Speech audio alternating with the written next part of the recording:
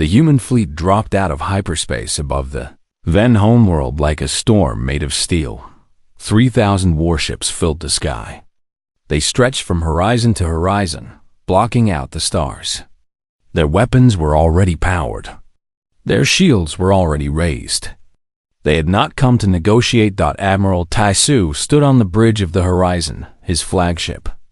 Through the massive window, he could see the Ven homeworld, a gray planet covered in metal cities and industrial zones. Billions of Ven lived there, the heart of their empire, the source of their power. Admiral, Lieutenant Mina reported, Ven Defense Fleet is mobilizing. Approximately 800 warships. They are forming a defensive line between us and the planet. 800, Taisu repeated. Against 3,000. They are requesting communication, sir. They want to talk. Taisu was silent for a moment. Then he shook his head. No, they did not talk to the people of Kepler 7. They did not give them a chance to speak, to beg, to pray. They just opened fire. He pressed a button on his command console. All ships, this is Admiral Taisu. You know why we are here. You know what they did to our people. You know what they took from us. Today, we take it back. He paused. Today, we remind the galaxy that humanity does not kneel. Not to the Ven, not to the Council, not to anyone. All ships, attack, total force. The human fleet surged forward. Commander Hana led the assault from the front. Her ship, the memory of Kepler, was at the head of the strike force. 500 warships followed her, all armed with the most advanced weapons human engineers had ever created. She watched the Ven defensive line grow larger on her screen. 800 ships. Big ones, too. The Ven had the largest warships in the galaxy. They were built like fortresses, covered in armor and weapons, but they were slow. And they were few. All ships, spread formation, Hana ordered. Target their engines first. Disable them before they can retreat. The human ships fanned out like a net closing around a fish. The Ven opened fire first. Plasma beams and missiles streaked through space, slamming into human shields. Some ships took damage. Some lost power. A few exploded in balls of flame, but the human fleet did not stop. It did not slow down. It kept coming. Return fire, Hana said coldly. 1,000 human ships opened fire at once. Railguns sent metal slugs through space at incredible speed. Plasma cannons burned through armor. Nuclear missiles exploded against shields. The Ven defensive line shattered like glass, hit by a hammer. In minutes, half of the Ven fleet was destroyed. The rest tried to retreat, but the human ships were faster. They surrounded the survivors and tore them apart. Hana watched the destruction without emotion. She remembered a little girl playing by a fountain. She remembered a husband who liked to cook dinner every night. She remembered a life that had been burned to ash by Ven weapons. No mercy, she whispered. Just like they showed us. On the Ven homeworld, High Arbiter Vaughn watched the battle from his command center. His face was gray. His 4 eyes were wide with horror. On the screens around him, he could see his mighty fleet being destroyed. Ships that had conquered worlds were exploding. Soldiers that had never known defeat were dying. This is impossible, he kept saying. This is impossible. How can they be so strong? How can they fight like this? His aides had no answers. They were just as shocked as he was.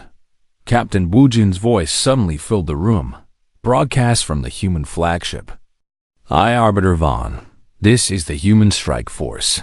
Your fleet is destroyed. Your orbital defenses are falling. You have 1 hour to surrender unconditionally. If you do not, we will begin bombing your military installations. Vaughn's hand shook. Surrender. The word felt like poison in his mouth. The Ven had never surrendered. The Ven had never lost. The Ven were the masters of the galaxy, but the screens showed the truth. Human ships were everywhere now. They had complete control of the space above his planet. They could bomb any target they wanted. They could kill billions if they chose. They won't really attack the surface, one of his advisors said hopefully. They are too soft, too emotional. They care about civilian lives. Vaughn looked at the screen showing Commander Hannah's ship. He remembered the intelligence reports about her. Her colony had been destroyed. Her family had been killed. She had nothing left but her hatred and her uniform. No, he said quietly. They will attack. They will do exactly what we did to them. Eye for an eye. That is the human way. The hour passed. Vaughn did not surrender. Perhaps he thought the humans were bluffing. Perhaps he was too proud to accept defeat. Perhaps he simply did not know how to give up. It did not matter. The result was the same. Admiral Taesu gave the order. Target all military installations on the surface. Ground bases, weapon factories, communication centers. Destroy them all. The human fleet opened fire on the planet. Beams of plasma rained down like fire from the gods. Explosions bloomed across the gray surface. Military bases that had stood for centuries were wiped out in seconds. Weapon factories that had supplied armies for generations were reduced to rubble. The humans were careful. They did not target civilian areas. They did not bomb cities or homes or schools. They were not murderers. They were soldiers. There was a difference, but the message was clear. The Ven military was being destroyed. Their power was being erased. And there was nothing they could do to stop it. Hannah landed on the surface with the first wave of ground troops. Her boots touched Ven's soil, and she felt a strange satisfaction. A year ago, Ven soldiers had walked on Kepler-7. They had burned her world and killed her family. Now she was walking on their world. Now she was the one with power. The ground battle was short and brutal. Ven soldiers fought bravely, but they were outnumbered and outgunned. Human troops moved through the military districts like water flowing through cracks, taking building after building, position after position. By sunset, the Ven Military Command Center was surrounded. Hannah stood at the main entrance. Behind her were 500 human soldiers. In front of her were the doors to Vaughn's bunker. Break them down, she ordered. The soldiers used explosives to blast through the reinforced doors. They poured into the bunker, weapons ready, but there was no resistance. The guards had already surrendered.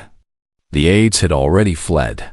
Only Vaughn remained, sitting alone in his great chair, surrounded by screens showing his defeat. Hannah walked toward him slowly. Her footsteps echoed in the silent chamber. When she reached him, she stopped and looked down at the creature who had ordered the destruction of her world. "You burned Kepler-7, she said quietly. "You killed 3 million people, children, families, innocent people who had never harmed anyone." Vaughn looked up at her with his 4 eyes. For the first time, she saw fear in them. Real, deep, desperate fear.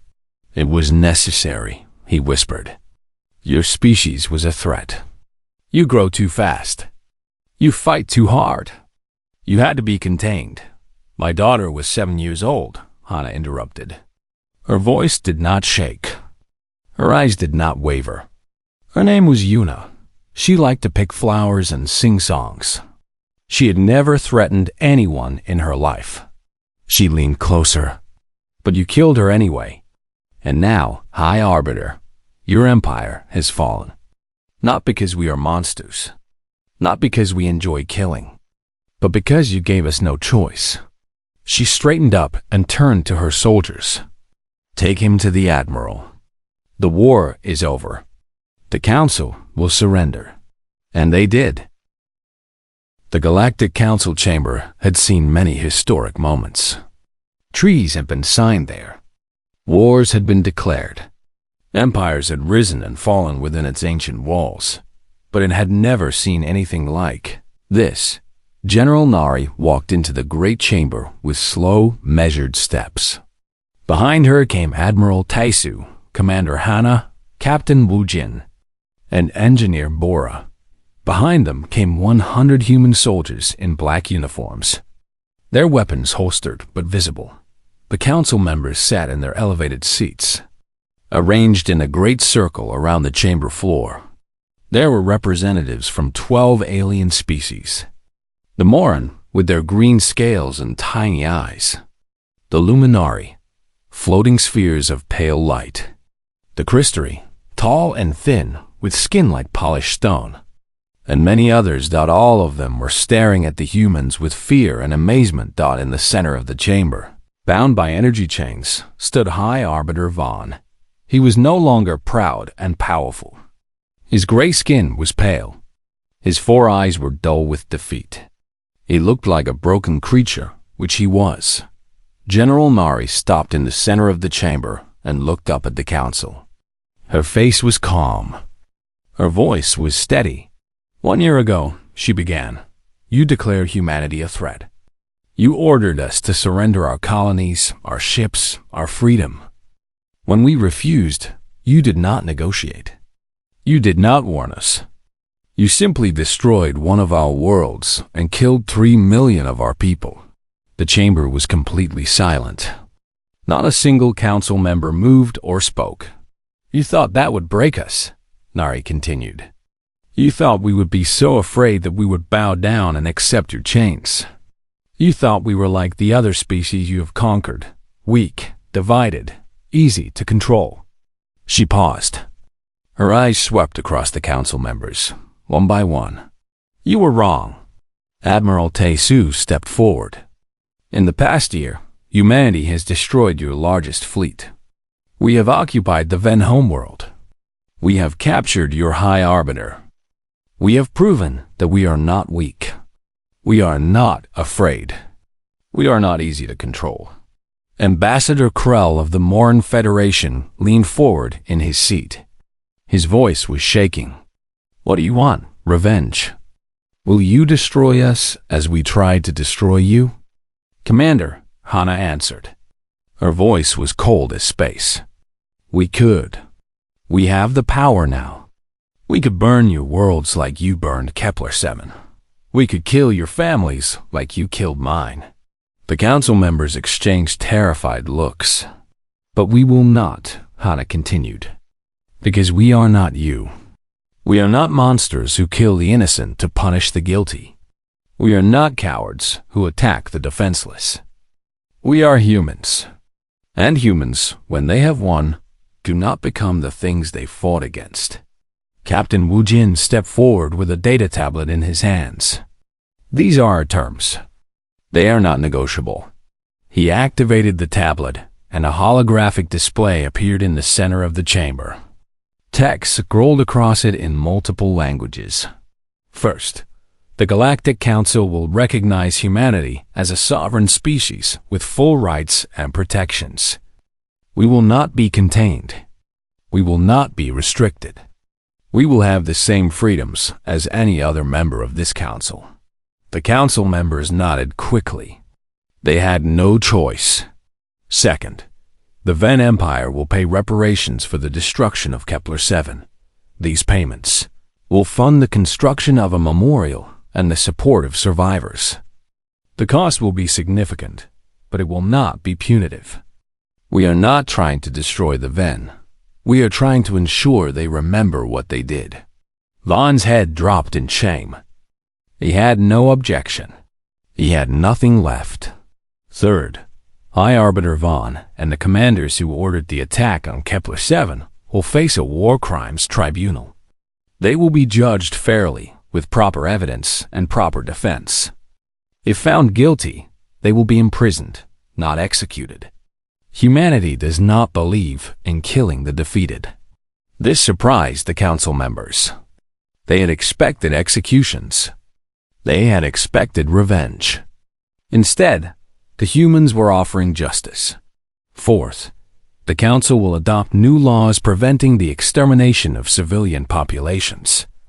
What happened to Kepler-7 will never happen again to humans or to any other species. If any member of this council attempts such an attack, The others will be obligated to stop them. A Luminari representative spoke, its voice like chiming bells. You would protect other species? Even those who are not your allies? Engineer Bora answered. Yes, because the value of life does not depend on species. Because what was done to us was wrong, and it would be wrong if it was done to anyone. Because we do not want to live in a galaxy where genocide is acceptable. General Nari took one final step forward. She looked up at the council with eyes that held neither hatred nor mercy. Just truth. You burned our children, she said. You murdered our families. You thought you could break us with fire and blood. But you did not understand what humanity truly is. She spread her hands wide, gesturing at the soldiers behind her, at the commanders beside her, at the impossible victory they had achieved. We are not the strongest species. We are not the oldest. We are not the most advanced. But we have something that you do not. We have each other. When one of us is hurt, all of us feel the pain. When one of us is threatened, all of us rise to fight. You attacked 3 million humans on Kepler-7. You made enemies of 8 billion more. She lowered her hands and clasped them behind her back. Remember this day, Council. Remember what happens when you push humanity too far. Remember that our mercy is a gift, not a weakness. We are choosing to spare you. We are choosing to build peace instead of taking revenge. But do not mistake our choice for inability. Her voice dropped to a whisper that somehow filled the entire chamber. If you ever burn our children again, we will not show mercy. We will not offer peace. We will come for you with every ship, every soldier, every weapon we possess. And we will not stop until there is nothing left of your empire but dust and memory. The treaty was signed that day. The Council accepted all of humanity's terms. The Ven paid their reparations. Vaughn and his commanders faced trial and were found guilty. They were imprisoned on a distant moon, where they would spend the rest of their lives. A memorial was built on the ruins of Kepler-7. It was a simple structure, a white tower reaching toward the sky, surrounded by gardens and fountains. The names of all 3 million victims were carved into its walls. Yuna's name was there. Daeho's name was there. All the names of all the people who had died were there. Commander Hana visited the memorial on the first anniversary of its completion. She stood before the wall and found her daughter's name. She traced the letters with her fingers. We did it, she whispered. We made them pay. We made sure it will never happen again. She did not cry. She had no tears left. But for the first time in 2 years, she felt something besides cold anger. She felt peace. Far above, the stars twinkled in the darkness. They had always been cold, but on that day, they seemed a little warmer. The galaxy had learned a lesson it would never forget. Humanity could be kind. Humanity could be generous. Humanity could be merciful. But humanity, when pushed, would push back, and the Council would never forget what happened when humans struck back with total force. Neither would anyone else. 1 year after the destruction of Kepler-7, Admiral Taesu stood in the heart of humanity's secret command center. Around him, hundreds of officers worked at glowing consoles.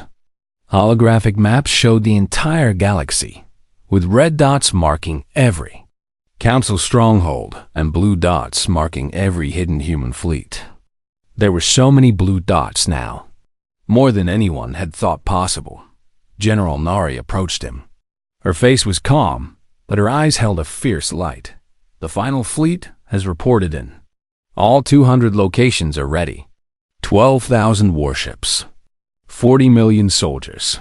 We are at full strength. Taesu nodded slowly. He had dreamed of this moment for a year. He had planned for it, sacrificed for it, prayed for it, and now it was here. What about the quantum link? He asked. Engineer Bora stepped forward. She looked exhausted. She had barely slept in weeks, but her voice was strong. "The link is online and tested. When you give the order, every ship will receive it at the exact same moment. The Council will have no warning, no time to react, no time to prepare." Taisu turned to look at the holographic map. The red dots seemed to pulse like angry hearts. The Council thought they controlled the galaxy. They thought humanity was trapped and defeated. They had no idea that the blue dots even existed. "Commander Hana," Taisu said. Hana stepped out of the shadows. She wore the black uniform of the Human Strike Force. On her chest was a small patch with a simple symbol, the outline of a planet surrounded by flames. The symbol of Kepler-7, the symbol of what they had lost, the symbol of why they were fighting. "Admiral," she said, "you will lead the main assault on the Ven homeworld. Are you ready?" Hana's eyes were like ice. "I have been ready for a year, sir." Taisu studied her face. He saw the pain there, buried deep beneath the cold surface. He saw the grief that never went away. He saw the memory of a little girl named Yuna, playing in a park under an orange sky. "This attack will not bring them back," he said quietly. "You know that." Hana did not look away. "I know. But it will make sure no one else loses what I lost. It will make sure the Council never does this again." Taisu was silent for a moment. Then he nodded. "Very well, take your fleet. Make them remember the name Kepler-7. Across the galaxy, the sleeper fleets began to stir dot in the asteroid belt near. The Marin system, Captain Su Young, received the signal through her quantum link. The small device on her console blinked once, twice, then displayed a simple message, "Awaken." She smiled grimly and pressed the ship-wide communication button. "All hands, this is Captain Su Young. The time has come. Power up all systems. Prepare for combat. Today, we stop hiding." Around her, the bridge erupted into controlled chaos. Officers shouted orders. Consoles lit up with power. The great engines of the Vengeance roared to life after a year of silence. Outside, the 50 ships of her hidden fleet did the same. Lights flickered on in the darkness. Weapon systems came online. Shields activated with a shimmer of energy. The same scene was happening in 200 locations across the galaxy. Ships that had been silent for a year suddenly awoke. Engines that had been cold suddenly burned hot. Soldiers who had been waiting suddenly stood ready. The Ven sensor station at the edge of Council space detected the first wave of activation. The officer on duty was a young Ven named Tor. He had been bored, half asleep at his console. This sector was supposed to be empty. Nothing ever happened here. Then his screen exploded with warnings. "What?" Tor stared at the data. His 4 eyes went wide. "That's impossible." Dozens of ships were appearing on his sensors. No, not dozens. Hundreds. They were coming out of nowhere, powering up in locations that were supposed to be empty space. He grabbed his communication device with trembling hands. "Command, this is Station 12. I'm detecting massive ship activity in sector." Another alarm cut him off. More ships. Different sector. His screen was filling with red alerts. "Command!" he shouted. "Multiple contacts. Multiple sectors. They're everywhere." The voice on the other end sounded confused. "Calm down, Tor. What are you talking about? Who is everywhere?" Tor zoomed in on one of the contacts. The ship's signature was clear. Human. Definitely human. "Humans," he whispered. "The humans. They have ships everywhere. Thousands of them. They were hiding. They were all hiding."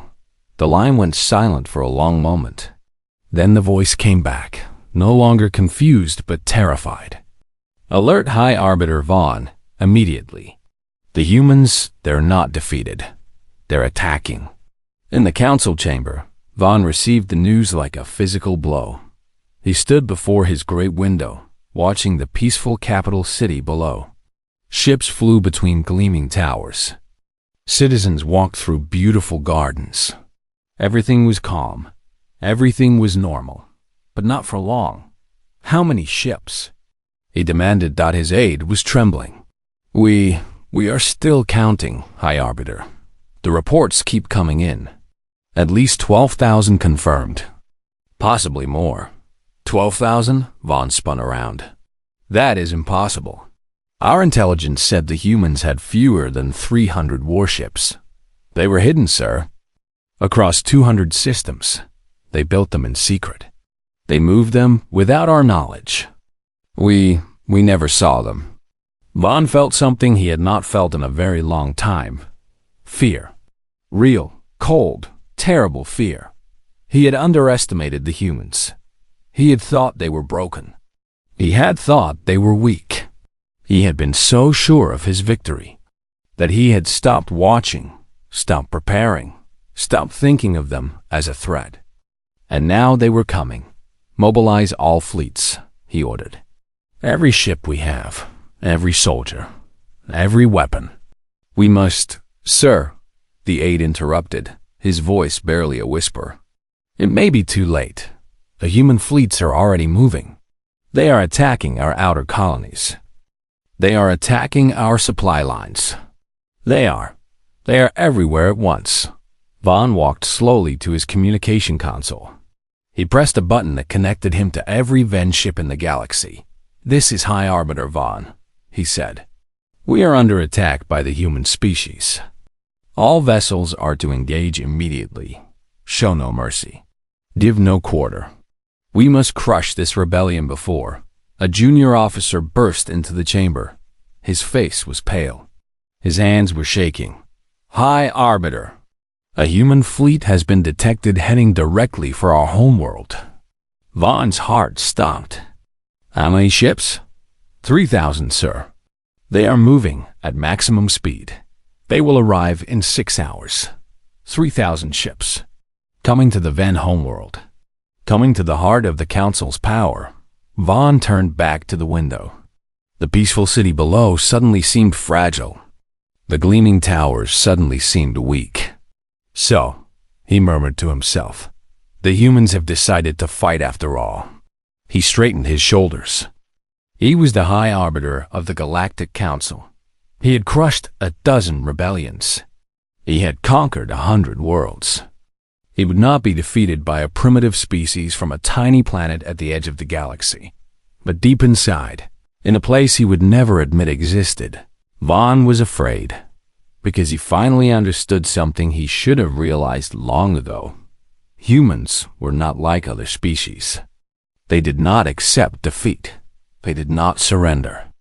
They did not forgive. They waited. They planned. They gathered their strength, and then they struck with everything they had.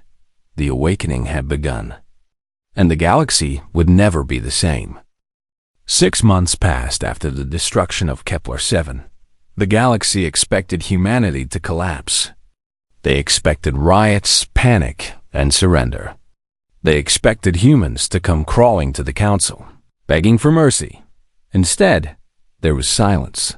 High Arbiter Vaughn sat in his council chamber, surrounded by representatives from 12 alien races. The Ven controlled the largest military in the galaxy. The other races followed them out of fear, not respect. And now, all of them were confused. The humans have gone quiet, said Ambassador Krell of the Morn Federation. He was a short, thick creature with green scales and tiny black eyes. No messages. No protests. No threats. Nothing. Perhaps they have accepted their fate, suggested another council member, a floating sphere of light called a luminary. Perhaps they understand now that resistance is pointless. Vaughn shook his head slowly. His 4 eyes narrowed with suspicion. Humans do not accept anything. They are stubborn, emotional, irrational. This silence worries me. What can they do? Krell laughed, a wet, gurgling sound. Their colonies are destroyed. Their fleet is small. They are trapped on one little planet at the edge of the galaxy. They are nothing. Vaughn did not laugh. He had studied humans for a long time. He had watched their history. He had seen how they fought among themselves for thousands of years. He had seen how they never stopped, never gave up, never accepted defeat. "Send spy drones to their system," he ordered. "I want to know what they are doing." The spy drones found nothing unusual. They circled Earth for weeks. They scanned the human ships. They listened to their communications. Everything seemed normal. The humans were farming, building, living. Their military ships patrolled their solar system in simple patterns. Their factories produced civilian goods. The reports came back to the Council. Humanity was broken, defeated, no threat. Vaughn read the reports carefully. Something felt wrong, but he could not say what. "Perhaps you are too paranoid," Krell told him. "The humans are finished. Let them rot on their little world. We have won." The council celebrated. They held feasts. They gave speeches about the strength of the Ven Empire and the wisdom of their leadership. They stopped watching humanity so closely. That was their first mistake. Deep beneath the surface of Earth, in a bunker that did not officially exist, General Nari stood before a wall of screens. She was 52 years old. Her hair was gray, her face lined with age and worry, but her eyes were sharp as a blade. She had served in the Earth Defense Force for 30 years. She had fought pirates, rebels, and hostile aliens. She had never lost a battle, and she had never been more angry. "Report," she said. Captain Wu Jin stepped forward. He was tall and thin, with a calm face that hid a brilliant mind. He had been working on Project Endgame since the day Kepler-7 burned. "All systems are on schedule," he said. "The sleeper fleets are in position. 200 systems, General. Every single one." Nari nodded slowly. "And the Council suspects nothing?" "Nothing. They think we are beaten. They think our silence means surrender." Wu Jin allowed himself a small smile. "They do not understand us at all. The plan had been simple in concept but impossible in execution. Or so everyone had thought. When Admiral Taesu declared war, Nari had been given one task: build an army in secret. Build a fleet that no one could detect. Build a weapon that would strike without warning. She had done it. For 6 months, humanity had worked in the shadows. Factories operated underground, producing ships and weapons. Engineers designed new technology in hidden labs. Soldiers trained in secret bases on moons and asteroids that the Council had never bothered to explore. The hardest part had been moving the fleet. Hundreds of warships, built piece by piece, assembled in the darkness between stars. The Council sensors watched the main shipping lanes in human space. But they did not watch the empty void. They did not think to look in the places where nothing existed. Humanity had hidden an armada in nothing. In another part of the bunker, Engineer Bora worked on her greatest invention. She was young, only 28. But she was already the most brilliant scientist in human history. Her specialty was quantum physics. Specifically, she had figured out how to send information faster than light, without any signal that could be detected. The quantum link. With this technology, every human ship could communicate instantly, no matter how far apart they were. The Council used hyperwave for their communications, but hyperwave could be intercepted. Hyperwave left traces. The quantum link left nothing. Bora looked up from her console as commander. Hana entered the lab. Hana had changed in the past 6 months. She was thinner now, hotter. The warmth had left her eyes, replaced by something cold and focused. She rarely spoke about Kepler-7. She rarely spoke about Yuna, but everyone knew that the fire inside her burned hotter than any star. "Is it ready?" Hana asked. Bora nodded. "The link is fully operational. When General Nari gives the order, every ship in our fleet will receive it at the same moment. The Council will have no warning." Hana stared at the device, a small glowing cube no bigger than her fist. Such a tiny thing. Such enormous power. Good, she said quietly. They gave us no warning when they killed my daughter. They will receive the same courtesy. She turned and walked away. Bora watched her go and felt a chill run down her spine. She had known Hannah before the attack. Hannah had been kind, gentle. She had loved to laugh. That woman was gone now. Only the soldier remained. Across the galaxy, the sleeper fleets waited. They were hidden in asteroid fields and gas clouds. They drifted in the darkness between stars. They orbited dead worlds that no one visited. 200 locations. Thousands of ships. Millions of soldiers, all of them waiting. All of them silent. All of them ready. Captain Wu Jin visited one of these fleets personally. He took a small shuttle to a remote asteroid belt and docked with the flagship, a massive warship called the Vengeance. The captain of the Vengeance was a woman named Su Young. She was 40 years old, with short black hair and a scar across her left cheek. She had lost her brother on Kepler 7. How much longer? She asked Wu Jin. Soon, he promised. The final preparations are almost complete. When Admiral Taesu gives the signal, we will all move together. Su Young looked out the window at her hidden fleet. 50 warships, all armed with the most powerful weapons humanity had ever built. Plasma cannons, rail guns, nuclear missiles. Enough firepower to destroy a planet. The Council thinks we are weak, she said. They think they broke us. Wu Jin shook his head. They did not break us. They united us. For the first time in our history, every human is working toward the same goal. There are no countries anymore. No borders. No politics. Just one species, one purpose, one war. Su Young smiled grimly. They wanted to contain humanity. Instead, they created a monster. No, Wu Jin corrected. They woke up a monster that was always there. Humans have always been dangerous. We just needed a reason to remember it. The two officers stood in silence, watching the stars. Somewhere out there, the Council was celebrating their victory. They were laughing and feasting and congratulating themselves on the destruction of Kepler 7. They had no idea what was coming. They had no idea that in the silence of space, humanity was gathering its strength, building its weapons, planning its revenge. The Council thought the silence meant defeat. They were wrong. The silence was just humanity holding its breath before the storm. The stars had always been cold, but on that day, they became cruel. Admiral Taesu stood on the bridge of the Earth defense ship Horizon, his hands clasped behind his back.